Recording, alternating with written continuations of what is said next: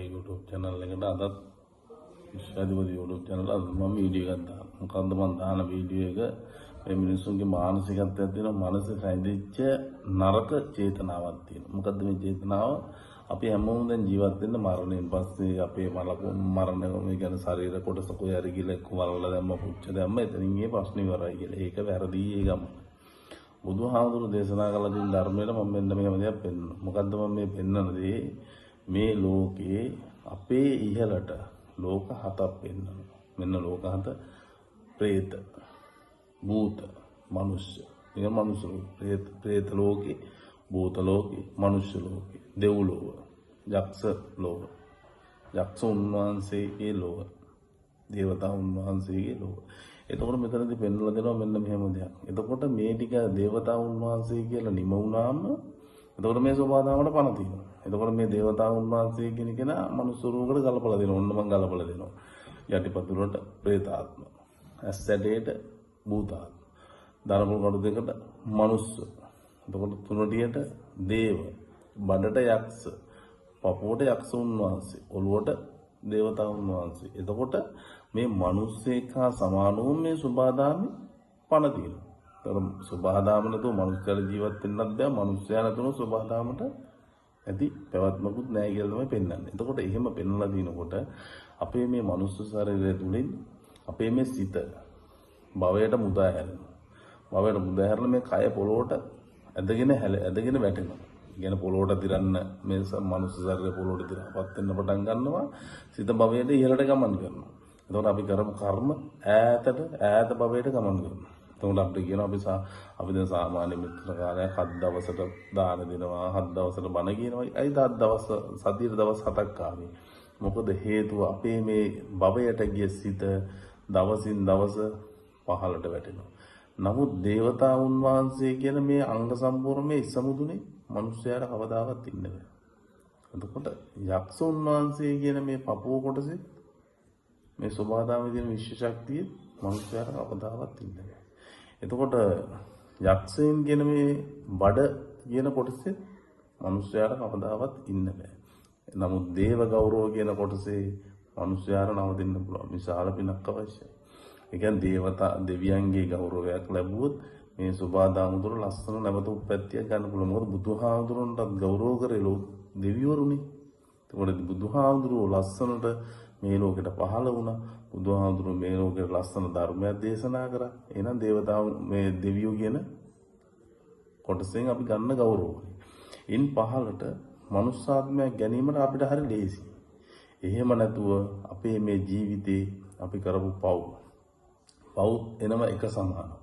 දවසින් දවස ඉදිරියට එනවා. අපි මේ තුන අතරලා ගියාට අපේ මේ සුභාදාමයේ මේ ගමන ගිහිල්ලා අපි ආයෙ එනවා. මගේ මේ කයට මොකද වුනේ කියලා බලන්න. එතකොට මගේ කය දි รา පත් වෙන්න, වැහැරෙන්න, විනාශ වෙන්න පටන් ගන්නවා.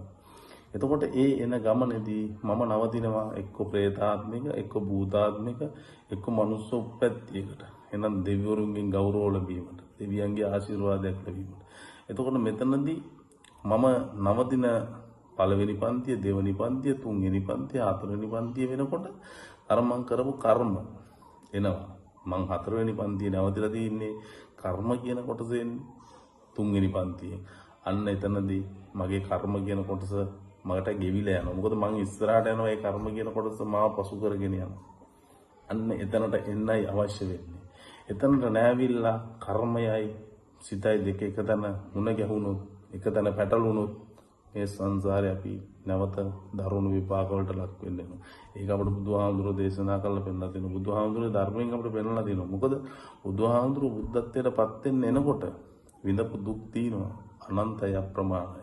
ඉතින් ඒකින්ද මේ සුභාදාම තුල කවදාවත් හිතන්න එපා ඔයාට මට මේ කාටවත් ගැලවුමක් ඇති කියලා. මොකද කය අතෑරියට අපි මේ භව ගමන නිමා කරලා නැහැ. සිත අතෑරියට අපි මේ භව ගමන නිමා කරලා නැහැ. කරගත්තු කර්ම විපාක අපිට ලං නොවී ඉන්නේ නැහැ. ලං වෙනවා. ඒක තමයි අපේ ලෝතර බුදුරජාණන් වහන්සේ දේශනා කරලා පෙන්වුවේ අසංකේය කල්පලක්ෂයක් පෙරම් පිරුවා. මේ පෙරම් පුරන හැම මොහොතකම මම දුක් වේදනා වින්දා. ඒ විඳපු හැම දුක් වේදනාවකින්ම ලැබිච්ච දඬුවම් මං අත්විඳා. ඒ විඳලා තමයි මම මේ සුභාදාමතුරු බුද්ධත්වයටපත් උනේ.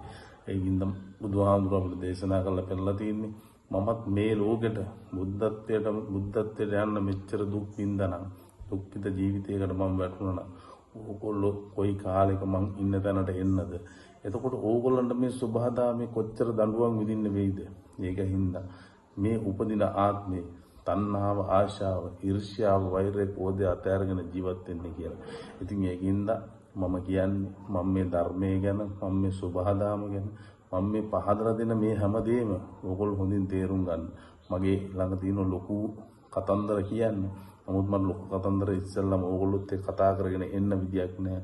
මොකද එන්න විදියක් නැති හේතුව මම කතන්දර ලොකු වුණාම ඕගොල්ලොන්ට මං ගැන තේරුම් ගැනීමේ ශක්තිය අඩු වෙනවා. ඒකින්ද මම මගේ දැනුම පොඩියට ඕගොල්ලෝ අතරට විහිදවගෙන ඇවිල්ලා මම ලොකු කතාවක් ඕගොල්ලෝ අතරට අරගෙන එන්නයි හදන්නේ. ඒකින්ද මම පෙන්නනවා. මම ඕගොල්ලෝ අතරට පහදලා දෙනවා. බුදුදහම සත්‍ය කතාවක්, බුදුදහම ඇත්ත කතාවක්. සුභාදාමට පණ දිනනවා, ගහට පොළට පණ දිනනවා, මේ සතාසිව්පාවට පණ දිනනවා වගේම මේ සියලු දේ අපි අතර බැඳෙන්න ඕන කියලා. එතකොට එහෙම බැඳීමක් නැත්තම් අපිට මේ සුභාදාමේ අරගෙන යන්න දුරක් නැහැ කියලා. ඒකින්ද මම මගේ මේ වීඩියෝ එක ඕගොල්ලෝ බලලා සබ්ස්ක්‍රයිබ් කරලා ෂෙයා කරලා මට මේකට උදව් කරන්න. මම ඕගොල්ලන්ට දෙනවා මෙන්න මෙහෙම දේවල්. මේ සුභාදාම තියෙන බොරළු වැටේ වැලි ඇටේ මොකද්ද? කළු ගල මොකද්ද? පස් මොකද්ද? පොල් කොලේ තියෙන වෙනස මොකද්ද? කිතුල් ගහෙන් අපිට කරන කාර්යය මොකද්ද? එතකොට වෙලේ මඩ ටිකෙන් අපිට වෙන්නේ මොකද්ද? එතකොට කළු ගලෙන් වෙන්නේ මොකද්ද? එතකොට මේ පරිසරයේ තියෙන ඕන වස්තුව අපේ අතේ නියපොත්තෙන් එන්නේ මොකද්ද? මූණේ රැවුලෙන් එන්නේ මොකද්ද? මේ සුභාදාමේ ඕන වස්තුවක් ගැන මම ඔයගොල්ලොත් එක්ක කතා කරන්න ඉස්සරහට එනවා. ඉතින් ඒකින්ද මට ඕගොල්ලෝ දෙන්න ප්‍රශ්නයක්. මට මේ දේ කතා කරලා මට මේකට උදව් කරන්න. මම ඔයගොල්ලන්ට දෙනවා මෙන්න මෙහෙම දේවල්. මේ සුභාදාම තියෙන බොරළු වැටේ වැලි ඇටේ මොකද්ද? කළු ගල මොකද්ද? පස් මොකද්ද? පොල් කොලේ තියෙන වෙනස මොකද්ද? කිතුල් ගහෙන් අපිට කරන කාර්යය මොකද්ද? එතකොට වෙලේ මඩ ටිකෙන් අපිට වෙන්නේ මොකද්ද? එතකොට කළු ගලෙන් වෙන්නේ මොකද්ද? එතකොට මේ පරිසරයේ තියෙන ඕන වස්තුව අපේ අතේ නියපොත්තෙන් එන්නේ මොකද්ද? මූණේ රැවුලෙන් එන්නේ මොකද්ද?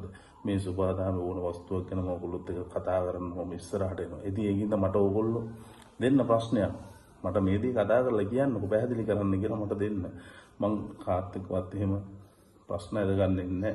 මම කියනවා මට කියන්න බැරි නම් මේක මට කියන්න බෑ නැත්තම් මම මේක පැහැදිලි කරලා දෙනවා කියලා. ඒකින්ද මම මේ වීඩියෝ එක මෙතනින් මම නවත්තලා මට ඊළඟ වීඩියෝ එකේදී මම ඔය මන් දීපු මාතෘකාවල් හොඳ වීඩියෝ එකක් දෙන්න බලාපොරොත්තු වෙමින් මම නියන්නේ.